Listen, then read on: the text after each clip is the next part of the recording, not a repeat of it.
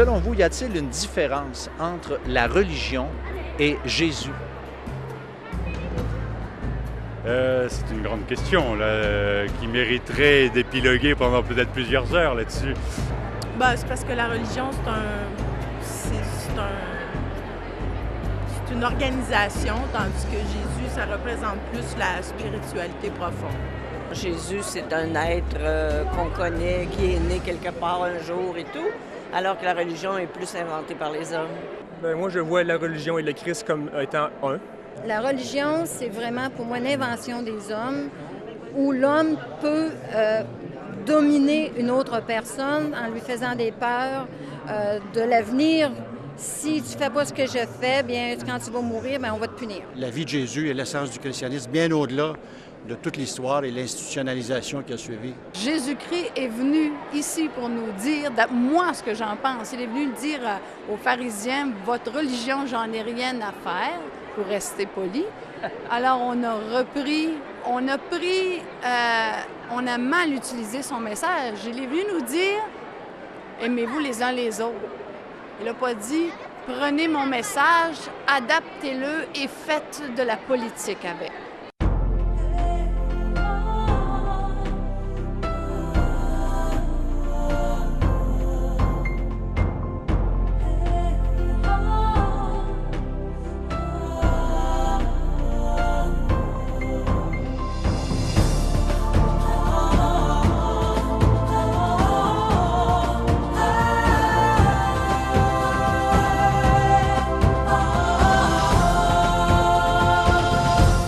Mesdames, Messieurs, bonjour et re-bienvenue à l'émission L'heure de la bonne nouvelle. Aujourd'hui, dans le cadre de la série Découvrons-le, nous allons découvrir ensemble celui qui surpasse toute religion. Bien sûr que peut-être que pour certaines personnes qui nous écoutent, faire la distinction entre Jésus et religion, ça peut peut-être vous paraître surprenant, mais si on vient sur le Vox Pop qu'on vient d'entendre, les réflexions des gens, François, en général, on peut dire que la majorité des gens aujourd'hui sont capables de faire la distinction entre la religion et la personne de Jésus. Oui, et moi je suis content. Je ne suis pas particulièrement surpris, mais je suis surtout content parce que c'est comme si les Québécois, on en était rendu au point où on a fait une distinction.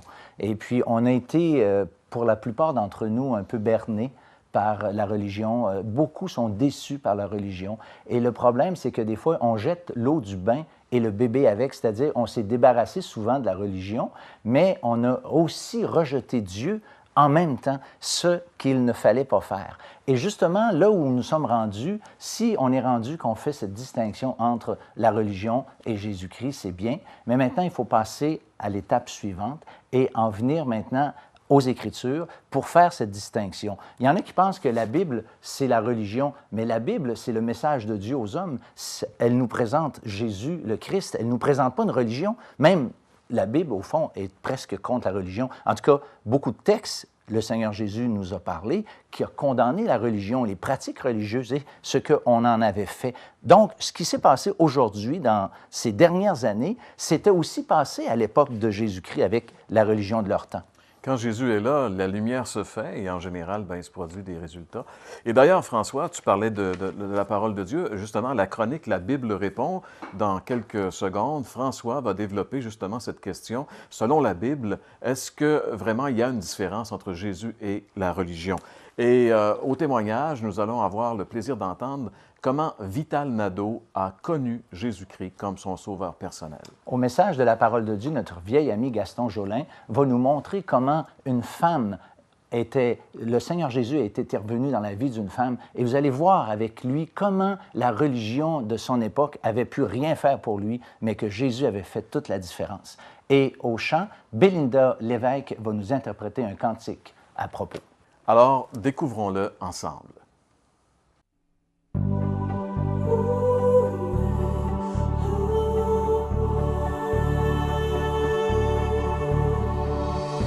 Selon la Bible, y a-t-il une différence entre la religion et Jésus? En fait, non seulement il y a une différence, mais il y a une différence telle qu'il y a un enjeu éternel si on ne fait pas justement cette différence. Tantôt dans le Vox Pop, nous avons entendu quelqu'un dire que la religion a été inventée par les hommes. Eh bien, Cette déclaration est en partie vraie. En fait, la religion a été mise sur pied pour donner un sens à l'existence de l'homme. La religion a été mise sur pied, en fait, pour donner un accès à Dieu, pour soulager notre conscience chargée par la culpabilité à cause du péché. Mais, selon la Bible, c'est exactement la raison pour laquelle Jésus est venu, précisément pour atteindre l'objectif que s'était fixé la religion. Jésus est venu et donne un sens à notre vie. Jésus est venu et peut nous donner accès à Dieu, nous rendre Dieu favorable. Jésus est venu pour que nous puissions être soulagés dans nos consciences chargées par le fardeau de la culpabilité. Oui, Jésus est le seul moyen qui a été donné par Dieu pour avoir accès. Lisons ensemble un texte de l'Évangile que nous retrouvons dans l'Évangile de Jean au chapitre 14 et au verset 6. Jésus dit, « Je suis le chemin, la vérité et la vie. Nul ne vient au Père que par moi. » Selon la Bible, le chemin qui conduit à Dieu n'est pas la religion, mais Jésus lui-même, et ce, à cause de l'œuvre qu'il a accomplie sur la croix du Calvaire il y a 2000 ans. On peut dire en résumé que la religion, c'est l'effort de l'homme qui essaie et qui fait tout en son possible pour atteindre Dieu. Lorsque l'Évangile nous présente Jésus-Christ comme étant l'effort de Dieu même qui est venu jusqu'à nous. Oui, chers amis, il y a une grande différence entre la religion et ce que Jésus a accompli. Ne pas faire cette différence a un enjeu et une portée éternelle. Vous aimeriez approfondir votre réflexion suite à cette émission? L'Heure de la Bonne Nouvelle vous offre gratuitement un exemplaire du Nouveau Testament, le calendrier de méditation quotidienne Bonne Semence, ainsi que le livre Qu'est-ce qu'un chrétien? Pour recevoir le tout, écrivez-nous et faites-nous part de vos commentaires à l'adresse suivante. L'Heure de la Bonne Nouvelle, case postale 1054 Sherbrooke, J1H5L3. Vous pouvez également nous joindre par courrier électronique hbn@abacom.com.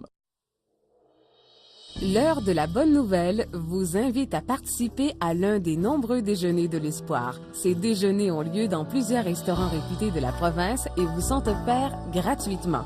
Pour connaître les détails concernant l'endroit, la date et l'heure pour votre région, composez le numéro sans frais 1-877-537-7647. Vous pouvez également consulter le site web www.déjeuner.org.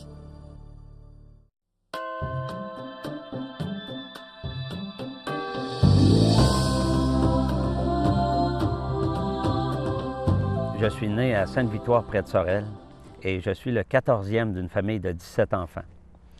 J'ai grandi dans une famille où la mère était toujours présente et disponible, mais où le père était rarement là, il était au travail. À la maison et à l'école, jeune, j'ai appris les prières qu'on récitait, et pour moi, j'en avais du respect, ça me semblait bon, mais c'est quand je les disais que ça se gâtait, je faisais pas le lien avec mon cœur. Arrivé à l'âge d'environ 13 ans, je vendais des légumes au marché de Sorel avec mon père. Et un homme qui avait une table en face de nous m'a fait venir et m'a demandé « Si tu mourais aujourd'hui, serais-tu certain d'être sauvé, d'avoir la vie éternelle? » Cette question-là m'a assommé parce que je ne m'y attendais absolument pas. Je me demandais comment est-ce que lui peut aimer parler d'un tel sujet qui, moi, me troublait tant. Et il avait l'air de m'en parler. Il m'a dit qu'il était sauvé, qu'il était certain d'avoir la vie éternelle, que Dieu, dans sa parole, dans la Bible, nous dit comment faire pour être sauvé. Et donc, lui était certain. Il y avait une paix là, face à l'éternité. Cet homme-là m'a donné un traité. Il m'a parlé de la Bible un peu. Et je suis parti. Puis, arrivé un peu plus tard, en allant à l'école, j'avais un long trajet d'autobus et je me questionnais sur le sens de la vie. Dans ces années-là aussi, dans ma famille, on a eu beaucoup de remises en question sur les valeurs spirituelles. Ça a discuté abondamment. Et ma mère m'a donné un Nouveau Testament. Dès que j'ai commencé à lire le Nouveau Testament, j'étais émerveillé de voir la simplicité qui s'en dégageait, comment Jésus se révélait à nous. Et je comprenais très bien aussi que personne ne pouvait se comparer à Jésus. Il était unique, il était le Christ, le Sauveur, le Fils de Dieu, fait homme. J'ai lu comment Jésus a été tenté sans péché. Celui qui dit à son frère insensé mérite d'être puni par le feu de la géhenne. Ça, c'était chose courante chez nous, malheureusement. Mais ça méritait le feu de la géhenne. J'ai lu dans un autre passage, moi, voyez-vous, je me pensais en sécurité parce que je faisais partie d'une grande religion. Jésus, lui, dit, « Entrez par la porte étroite, car large est la porte, spacieux est le chemin qui mène à la perdition, et il y en a beaucoup qui entrent par là. Mais étroite est la porte, resserré le chemin qui mène à la vie, et il y en a peu qui les trouvent. » Alors, ça ne me donnait pas de l'assurance, ça. Un ami qui m'a emmené à une réunion où environ une vingtaine de personnes se rencontraient pour étudier la Bible et pour prier. J'ai remarqué que ces gens-là ne disaient pas des prières toutes faites, mais ils parlaient à Dieu. Et ils demandaient des choses à Dieu, comme on parle à un ami de qui on s'attend de recevoir quelque chose. Et ils connaissaient ce Dieu-là. C'était différent. Le conducteur, quand il enseignait, les gens suivaient avec la Bible pour voir si ce qui était enseigné était conforme à la parole de Dieu. Et puis, il y a un verset, entre autres, qui m'a bien touché. C'est « Car le salaire du péché, c'est la mort, mais le don gratuit de Dieu, c'est la vie éternelle en Jésus-Christ, notre Seigneur. » Là, je commençais à voir la possibilité d'être certain d'être sauvé. Mais toute cette façon de penser était tellement différente de ce que j'avais appris jusque-là. Là, par contre, j'étais conscient que c'était la Bible que je déballais jour après jour quand je la lisais. Après 7 ou 8 réunions, celui qui enseignait est venu me voir et il m'a demandé « Vital, serais-tu certain d'être sauvé si tu mourais ce soir? » J'ai dit « Je ne le sais pas, je ne suis pas sûr. » Et il m'a dit un verset. « Je vous ai écrit ces choses afin que vous sachiez que vous avez la vie éternelle, vous qui croyez au nom du Fils de Dieu. » Alors, tu vois, il me dit, « Moi, je suis certain d'être sauvé. Toi, tu ne le sais pas. Et si je te le montre avec la parole de Dieu, vas-tu l'accepter? » J'ai dit « Oui. » Et j'ai été bien attentif. Il m'a montré par des versets de la Bible que j'étais un pécheur, que je ne pouvais pas me sauver moi-même, mais que Jésus était mort sur la croix pour payer pour mes péchés et qu'il m'offrait donc le pardon gratuitement à moi coupable. Jésus est le seul qui puisse te sauver. Ce n'est pas la religion qui peut te sauver. Je devais simplement me détourner du péché et me tourner vers Jésus pour être sauvé. De mettre ma confiance en lui à 100% et sur lui seul. Et il m'a dit, si tu crois seulement, on peut prier. J'ai dit oui, je crois en Jésus-Christ. Et puis on a prié. Là, j'ai demandé à Dieu le pardon de mes péchés et la vie éternelle. J'ai reçu le Seigneur Jésus-Christ dans mon cœur comme mon sauveur personnel. C'était un vendredi soir de septembre 1976. J'avais 17 ans. Et ça n'a plus jamais été pareil après. Maintenant, j'étais certain d'être sauvé. Et bien des années plus tard, j'ai toujours cette belle assurance dans mon cœur. Et j'ai continué de lire la Bible. Ça n'a fait que confirmer ma foi et mon salut. Et vu de l'extérieur, j'ai une vie tout à fait normale, comme toutes les autres personnes, tout bon citoyen. Mais dans mon cœur, j'ai l'assurance que je m'en vais au ciel quand je vais mourir.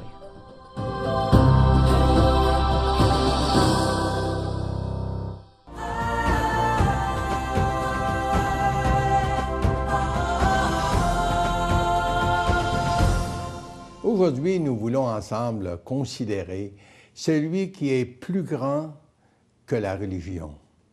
Celui qui, depuis tous les temps, pouvait répondre aux besoins spirituels, aux besoins intérieurs des hommes. Bien sûr qu'il s'agit bien du Seigneur Jésus, le Fils de Dieu, qui est venu dans ce monde justement pour répondre à nos besoins et pour, en fait, nous réconcilier avec Dieu. En fait, la religion, même les religions les mieux orchestrées, trop souvent, se vivent à la convenance de la plupart des gens. Je crois que vous en êtes conscients. La religion change aussi avec le temps, avec les années. Je me rappelle quand j'allais à l'école, disons, c'était un péché mortel, par exemple, dans notre religion, dans notre coin de la province, que d'avoir ou de lire la parole de Dieu. Oui, un péché mortel. Je pense que vous êtes conscients. On se rappelle de ces années. C'est dans les années 30. En fait, je me rappelle également qu'au début de l'école, dans les années 40, on avait introduit un évangile. Il y avait l'image du Seigneur sur la couverture. À l'intérieur, la première page, il y avait un écrit de Saint Jérôme qui disait « L'ignorance des Écritures, c'est l'ignorance du Christ. » Et pourtant, c'était un péché mortel que de posséder l'Évangile, la Bible, et de la lire. En fait, les choses ont changé. On se rappelle qu'au Concile Vatican II, la plupart des cardinaux, aussi bien que des évêques du monde presque entier, se sont rassemblés. Et puis, en fait, il y avait ce dicton ou cette idée de revenir aux sources, c'est-à-dire revenir à la parole de Dieu pour apporter des changements à la religion. Et je me rappelle très, très bien que lorsque le cardinal Paul-Émile Léger était revenu, on l'avait interviewé sur les ondes de Radio-Canada, si je me rappelle bien. Et je crois que c'était aussi M. Nadeau qui l'interviewait. Puis il nous avait dit son désappointement du fait qu'il aurait voulu qu'on change des choses comme le culte de Marie, par exemple. Il disait, on ne peut plus dire, comme autrefois, que Marie est médiatrice des hommes, puisque l'Écriture, la parole de Dieu, nous dit clairement il n'y a qu'un seul Dieu, un seul médiateur entre Dieu et les hommes, et c'est Jésus-Christ lui-même qui s'est fait homme et puis qui est venu en rançon pour chacun d'entre nous. Alors, vous comprenez, on se rappelle de ces changements, mais lorsqu'on parle de notre Seigneur, lorsqu'on considère qui il est, lui ne change pas. Lui reste toujours celui qui est venu dans le but de transformer nos vies, de nous pardonner, de nous donner l'assurance de la vie éternelle. J'ai un texte ici dans l'Évangile de Jean, on ne prendra pas le temps de le lire, mais c'est une portion d'Écriture on s'y réfère de temps en temps. La plupart des gens s'y réfèrent. En fait, les dirigeants spirituels du temps du Seigneur, les prêtres du judaïsme, avaient emmené à Jésus au temple une femme qui avait été surprise en flagrant délit d'adultère. Où était l'homme dans toute cette histoire? Mais en fait, on voulait accuser, si vous le voulez bien, et prendre le Seigneur au piège, en quelque sorte. Alors, on emmène cette femme au Seigneur, puis on lui dit, selon la loi, cette femme doit être lapidée. Et toi, qu'en dis-tu? Et le Seigneur se met à écrire par terre. Puis il se relève en disant que celui qui n'a pas péché tire la première pierre. Que celui qui est sans péché tire la première pierre. Et il continue à écrire par terre. C'est comme si le Seigneur voulait que ces gens puissent faire un petit examen de conscience. C'est bon qu'on fasse un examen de conscience pour savoir où nous en sommes devant Dieu. Et c'est justement ce qui est arrivé à ce moment. Et du plus grand ou du plus vieux jusqu'au plus jeune, ils ont quitté le temple. Et le Seigneur s'est retrouvé tout seul avec cette femme. Et le Seigneur de lui dire, « Où sont tes accusateurs? Est-ce qu'ils ne t'ont pas jugé? » Et cette femme de dire, « Non, Seigneur, moi non plus, lui dit le Seigneur, je ne te condamne pas non plus, mais va et ne pêche plus. » Et c'est ça qui est merveilleux, c'est que le Seigneur pouvait pardonner, il avait le pouvoir de pardonner et de renvoyer cette femme avec la paix dans son cœur. Savez-vous, à maintes reprises, on lit dans les évangiles, des gens sont venus à Jésus, bien sûr avec un cœur repentant. Et le Seigneur de leur dire, « Va en paix, ta foi t'a sauvé. » Quelle parole merveilleuse! Et pourtant, ce n'était pas seulement pour les gens de son temps. Le Seigneur est venu pour nous apporter un message d'espoir. Il est venu pour nous pardonner. Il est venu pour nous donner l'assurance de la vie éternelle. C'est le seul qui pouvait nous pardonner. Vous vous rappelez que les dirigeants spirituels de son temps ont dit au Seigneur, lorsque le Seigneur a pu dire à un jeune homme, Marc chapitre 2, « Tes péchés te sont pardonnés. » Alors les Juifs, les dirigeants spirituels, les prêtres du temps, ils ont dit, « Mais qui peut pardonner les péchés sauf Dieu seul? » C'est comme si on ignorait que Jésus était vraiment le Fils de Dieu et que lui pouvait pardonner le péché. S'il pouvait pardonner le péché, c'est que lui prenait la charge, la responsabilité de ce péché ou des péchés des gens de ce temps-là, comme encore aujourd'hui d'ailleurs. Le Seigneur peut nous pardonner parce que c'est lui qui prend la charge de nos péchés. On peut lui parler simplement, lui dire en fait ce que nous avons dans nos cœurs, lui parler de nos problèmes, lui parler de nos luttes, lui parler de notre esclavage, parce que combien de gens aujourd'hui sont esclaves, les convoitises de la chair, sont esclaves de 1001 péchés. Aujourd'hui, on n'entend plus tellement parler de péché, mais le péché est toujours existant, une réalité pour Dieu, s'il ne l'est pas pour nous. Alors, cher ami, le Seigneur, lui, il peut pardonner le péché, il peut nous donner la paix. Et puis, cher ami, c'est ce qu'on a besoin. On a besoin du Seigneur dans notre vie. Peut-être que vous avez un peu de religion. La religion, c'est comme une coquille, mais l'intérieur, c'est vide. Alors, cher ami, pourquoi pas venir à Jésus, comme vous êtes, et puis lui dire, Seigneur, j'ai besoin de toi. J'ai besoin de savoir que mes péchés sont pardonnés. J'ai besoin d'être libéré. J'ai besoin d'avoir la certitude de la vie éternelle.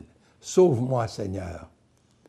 Cher ami, engagez-vous avec le Seigneur, puis le Seigneur va transformer vos cœurs et vos vies. Qu'il en soit ainsi pour sa gloire. Amen.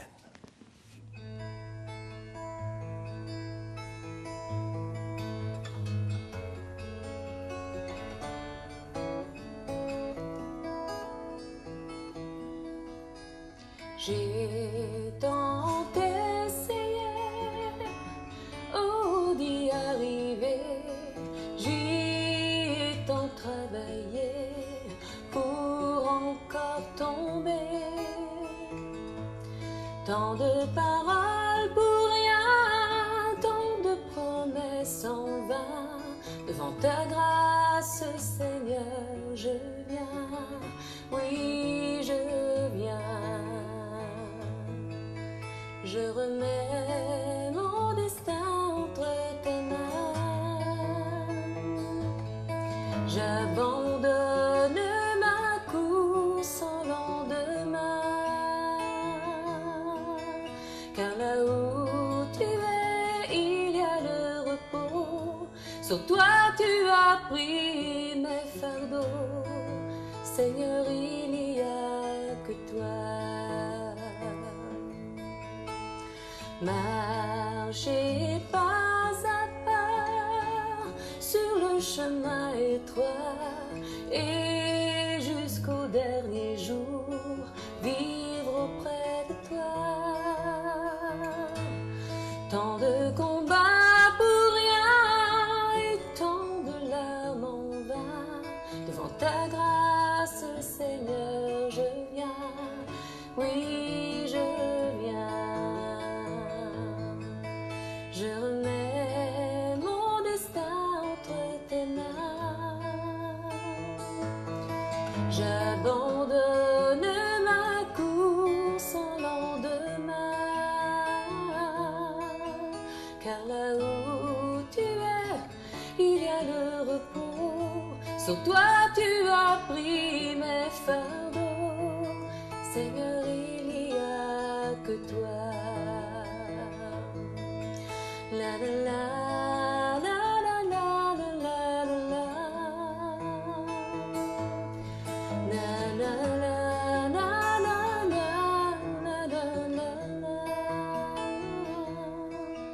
Car là où tu es, il y a le repos. Sur toi tu as pris mes fardeaux. Seigneur, il n'y a que toi. Seigneur, il n'y a que toi.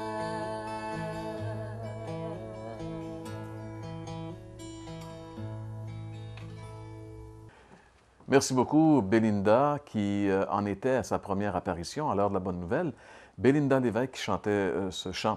François, j'aimerais juste revenir en terminant l'émission sur un aspect. On a beaucoup parlé aujourd'hui qu'il y a une très grande différence entre la personne, l'œuvre de Jésus et la religion, bien sûr. Mais ça ne veut pas dire, parce qu'il faudrait faire attention de tomber dans l'autre extrême, c'est-à-dire que la religion, c'est pas bon, donc ça veut dire on fait n'importe quoi, on vit n'importe comment, et puis c'est ça être chrétien, finalement. Non, mais écoute, quand on devient chrétien, justement, on est associé, on est en relation avec le Christ et avec Dieu lui-même. Et la Bible nous met en garde et nous annonce clairement que lorsqu'on vient à Jésus, quelqu'un a déjà dit, quand on se convertit, même notre chien devrait s'en apercevoir, dans le sens que c'est tellement un grand changement, puis justement, c'est pas l'anarchie et le désordre. Lorsqu'on devient chrétien, c'est le contraire. Nos vies viennent ou devraient venir en ordre. Même moi, je crois que la Bible nous autorise à ne pas croire quelqu'un qui se dit chrétien et dont la vie n'est pas vraiment transformée par la puissance de l'Évangile. Absolument. Donc, il faut. Je voulais juste qu'on souligne cet aspect parce que quand même, lorsqu'on mal parle, interprété. Quand on dit que, je veux dire, le christianisme, c'est pas une religion, ça veut pas nécessairement dire, parce que je peux m'imaginer que des gens peuvent dire, bon, ben ces gens-là, ils vivent n'importe comment, sans foi ni loi, là, l'expression, pas, hein. Alors que, au contraire, être chrétien, c'est avoir une vie nouvelle, une vie transformée. Mais au lieu d'avoir des lois extérieures, la religion, c'est comme des lois extérieures imposées, c'est comme le cœur qui est transformé. C'est comme quelqu'un qui tombe en amour avec quelqu'un. Je veux dire, il n'y a pas besoin d'avoir de lois préétablies pour agir en fonction de la personne qu'il aime. C'est son cœur qui le fait aller. Et je pense que le christianisme, c'est un peu comme ça, finalement. C'est un cœur qui aime et parce qu'il aime, ben, ce cœur-là va être soumis, va être dévoué et va produire des fruits à la gloire de Dieu, finalement. Ça, c'est le vrai christianisme. Et on espère que chacun des auditeurs de l'Heure de la Bonne Nouvelle pourra l'expérimenter un jour. Eh bien, mes chers amis, c'est déjà tout le temps qui est à notre disposition cette semaine. Alors, on vous donne rendez-vous la semaine prochaine pour une autre émission de l'Heure de la Bonne Nouvelle. Vous aimeriez approfondir votre réflexion suite à cette émission? L'Heure de la Bonne Nouvelle vous offre gratuitement un exemplaire du Nouveau Testament, le calendrier de méditation quotidienne Bonne Semence, ainsi que le livre Qu'est-ce qu'un chrétien? Pour recevoir le tout, écrivez-nous et faites-nous part de vos commentaires à l'adresse suivante. L'Heure de la Bonne Nouvelle, case postale 1054 Sherbrooke, J1H5L3. Vous pouvez également nous joindre par courrier électronique hbn@abacom.com. L'Heure de la Bonne Nouvelle vous invite à participer à l'un des nombreux déjeuners de l'espoir. Ces déjeuners ont lieu dans plusieurs restaurants réputés de la province et vous sont offerts gratuitement. Pour connaître les détails concernant l'endroit, la date et l'heure pour votre région, composez le numéro sans frais 1-877-537-7647. Vous pouvez également consulter le site web www.déjeuner.org. Maintenant disponible, la série complète vous est offerte dans un coffret contenant 4 DVD pour la modique somme de 15 $, taxes et transports inclus. Pour commander, écrivez-nous. L'Heure de la Bonne Nouvelle tient à remercier le manoir Brickey. Mon destin entre tes mains. J'abandonne ma course en lendemain. Car là où tu es, il y a le repos. Sur toi tu as pris mes fardeaux.